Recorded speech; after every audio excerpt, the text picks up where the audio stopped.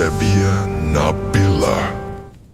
Assalamualaikum warahmatullahi wabarakatuh. Selamat datang kembali di channel Sepia Nabila Bercerita. Apa kabar sahabatku? Semoga kalian dalam keadaan sehat dan masih dalam lindungan Allah Subhanahu wa Ta'ala. Amin. Terima kasih sudah meluangkan waktu dan kesempatan untuk kembali bergabung di channel Sepia Nabila Bercerita. Pada kesempatan kali ini saya akan mengajak kalian mengikuti kisah pedagang bakso yang terjebak dalam persaingan. Persaingan yang mencari rezeki yang seharusnya dilakukan dengan cara yang baik. Namun di pasar itu, dua pedagang bakso terlibat persaingan yang berbuah menjadi teror. Sejak saat itu, kejadian-kejadian aneh mulai menghantui setiap malam. Benarkah semua itu hanya ulah manusia? Atau ada sesuatu yang mengerikan? Tanpa berlama-lama, mari kita mulai ceritanya. Selamat mendengarkan. Setiap pagi, pasar Wage selalu ramai oleh suara pedagang yang menawarkan dagangannya. Di antara puluhan kios makanan, ada dua warung bakso yang paling terkenal. Warung bakso Pak Darmo berdiri tepat di pintu masuk pasar. Sudah hampir 20 tahun ia berjualan di sana. Baksonya terkenal kenyal dan kuahnya gurih. Pembelinya selalu mengular sejak pagi. Sementara itu, sekitar 50 meter dari sana berdiri warung bakso Pak Jaya. Warung itu masih baru berjalan sekitar 2 tahun. Namun karena harga yang lebih murah dan tempat yang lebih nyaman, pelanggan Pak Jaya semakin hari semakin banyak.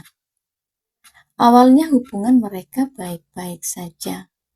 Namun kelamaan, persaingan mulai terasa. Setiap kali Pak Darmo melihat antrean panjang di warung Pak Jaya, dadanya terasa panas. Kalau begini terus, pelanggan lama bisa pindah semua, gumamnya. Istrinya Bu Rini sering mengingatkan, rezeki sudah ada yang mengatur, Pak. Tapi Pak Darmo tidak pernah benar-benar mendengarkannya. Suatu hari, omset Pak Darmo turun hampir setengah dari biasanya. Ia mulai curiga. Menurutnya mustahil pelanggan berpindah begitu cepat. Ia mulai mendengar bisik-bisik dari sesama pedagang. Katanya, Pak Jaya menggunakan ilmu tertentu agar dagangannya laris. Tak ada yang bisa membuktikan. Namun isu itu menyebar dengan cepat. Pasar kecil selalu penuh gosip. Semakin banyak orang membicarakannya, semakin yakin pula Pak Darmo bahwa ada sesuatu yang tidak beres. Hingga suatu malam, saat pasar telah sepi dan lampu-lampu kios mulai padam, seorang pria tua menghampirinya. Pria itu memakai pakaian hitam kusam. Matanya cekung, senyumnya tipis. "Pak, apakah Bapak kepingin warung Bapak ramai lagi?" tanyanya. Pak Darmo terkejut. "Bapak ini siapa?" Pria itu tidak menjawab. Ia hanya mengeluarkan sebuah kantong kain kecil. Di dalamnya terdapat beberapa helai rambut, segenggam tanah hitam, dan sebuah paku berkarat. "Tanam ini di belakang warung sainganmu, Pak." Pak Darmo menelan ludah. "Apa maksudnya, Pak?" Pria tua itu tertawa pelan. Kalau ingin menang, kadang harus berani melakukan sesuatu. Setelah berkata demikian, pria itu pergi begitu saja. Malam itu Pak Darmo tidak bisa tidur. Pikirannya dipenuhi rasa iri dan kemarahan.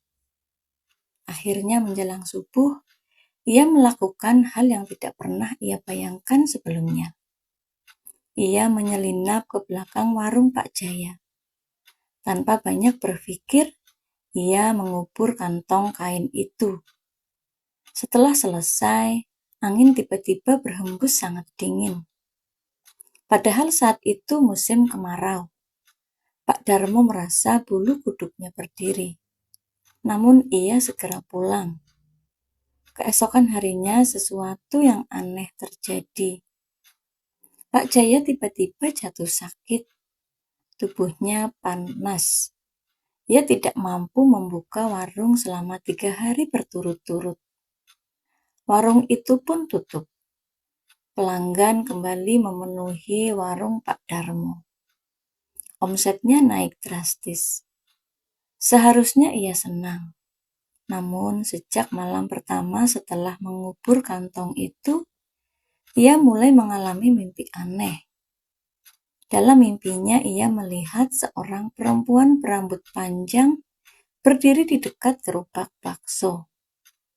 Perempuan itu terus menatapnya. Wajahnya pucat, matanya hitam seluruhnya. Dan dari mulutnya keluar kuah bakso berwarna merah seperti darah. Pak Darmo selalu terbangun dengan tubuh basah oleh keringat. Awalnya ia menganggap itu hanya mimpi. Tetapi gangguan itu semakin nyata. Pada suatu malam ia mendengar suara sendok beradu dengan mangkuk di dapur. Padahal semua anggota keluarga sudah tidur.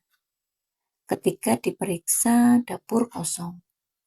Namun di atas meja terdapat semangkuk kuah bakso yang masih mengepul. Padahal tidak ada seorang pun yang membuatnya. Bu Rini mulai merasa takut. Pak, ada yang tidak beres. Pak Darmo memilih diam. Ia tidak berani menceritakan apa yang telah ia lakukan. Sementara itu kondisi Pak Jaya semakin memburuk. Tubuhnya kurus, matanya cekung. Dokter tidak menemukan penyakit apapun. Setiap malam ia mengigau. Katanya ada seorang perempuan berdiri di depan rumahnya.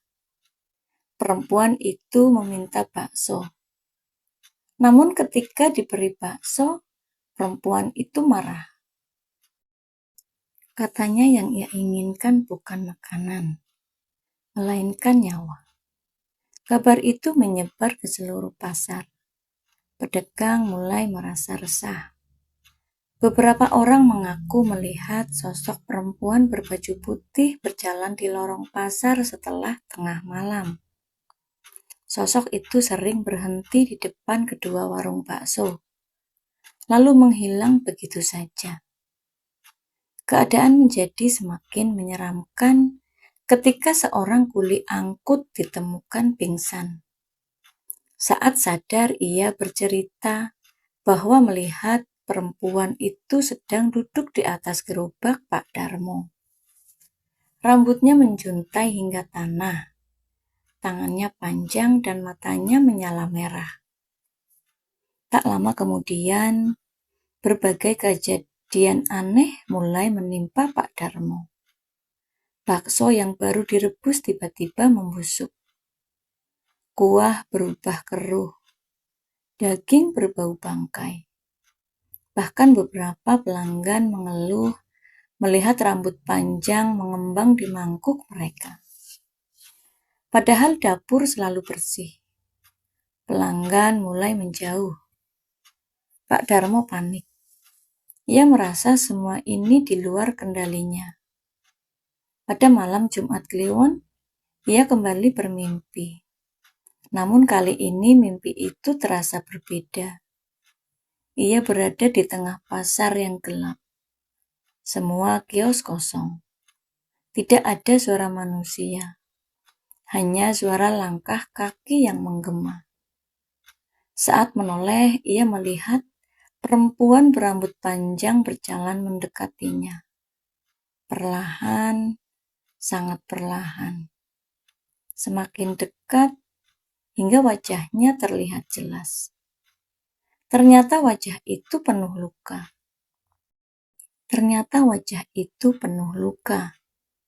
Kulitnya mengelupas. Mata kirinya hilang. dan dari rongga matanya keluar belatung.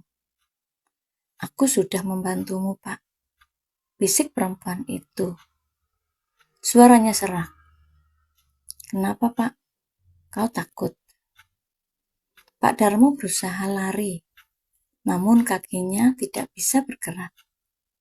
Perempuan itu tersenyum, lalu menunjuk ke arah belakang. Ketika menoleh, Pak Darmo melihat Pak Jaka tergeletak bersimbah darah.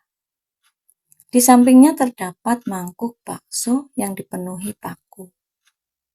Pak Darmo terbangun sambil berteriak. Napasnya pun memburu. Jantungnya hampir copot.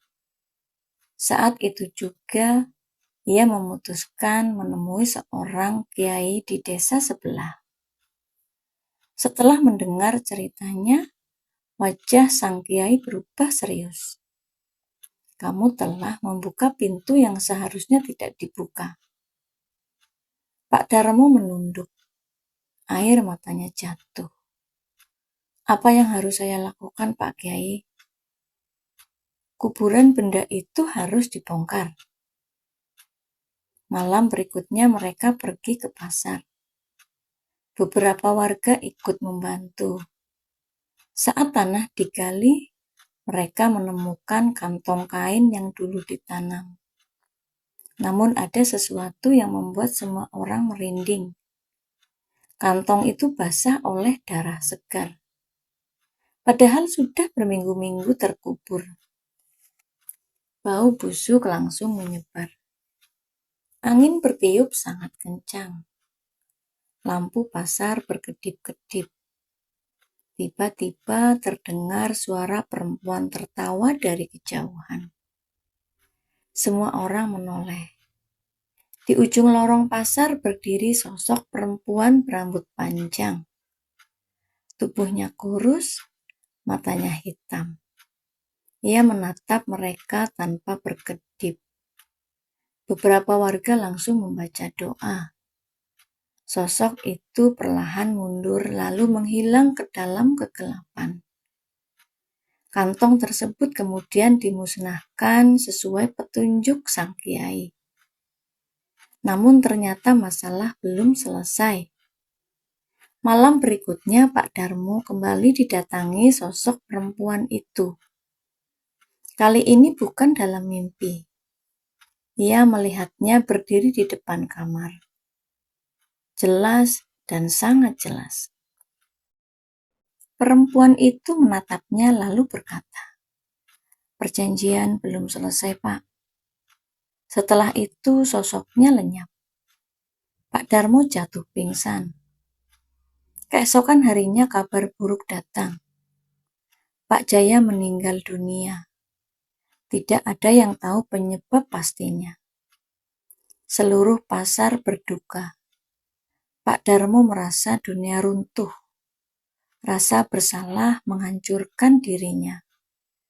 Sejak saat itu ia sering menyendiri. Warungnya tidak lagi dibuka. Tubuhnya semakin kurus, wajahnya pucat. Setiap malam ia mendengar suara mangkuk dan sendok dari arah pasar. Seolah ada seseorang yang masih berjualan. Padahal pasar sudah tutup. Suatu malam rasa penasaran membuat beberapa pemuda mendatangi pasar.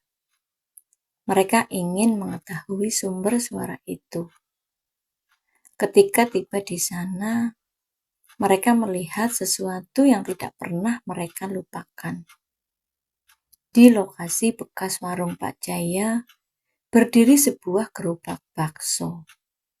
Gerobak itu tampak tua dan kusam. Di depannya ada seorang perempuan berambut panjang sedang melayani pelanggan. Anehnya para pelanggan itu tidak memiliki wajah, hanya bayangan hitam. Mereka duduk diam sambil menyantap bakso. Tak satu pun berbicara. Saat salah satu pemuda menyorotkan senter, seluruh sosok itu menoleh bersamaan.